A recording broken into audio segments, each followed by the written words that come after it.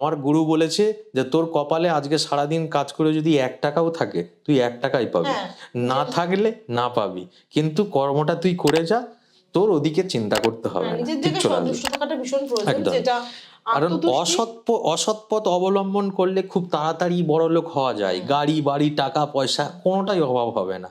কিন্তু সৎ পথ অবলম্বন করলে কাঁটা, কষ্ট, মানুষ, দুঃখ সবকিছু থাকবে।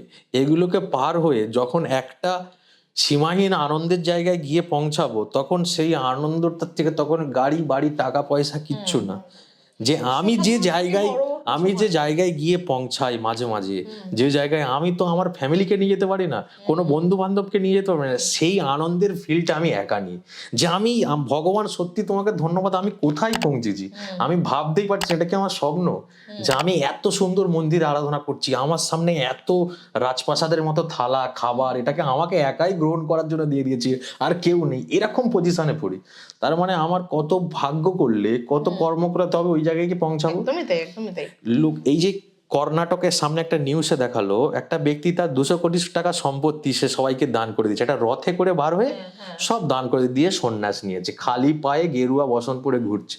যে সে টাকা, মোহ সমস্ত কিছু ত্যাগ করেছে। মানে ওগুলো তো ইউজ করে করে এসছে, দেখে আর কিচ্ছু নেই। আরো চাপ, আরো চাপ, আরো চাপ।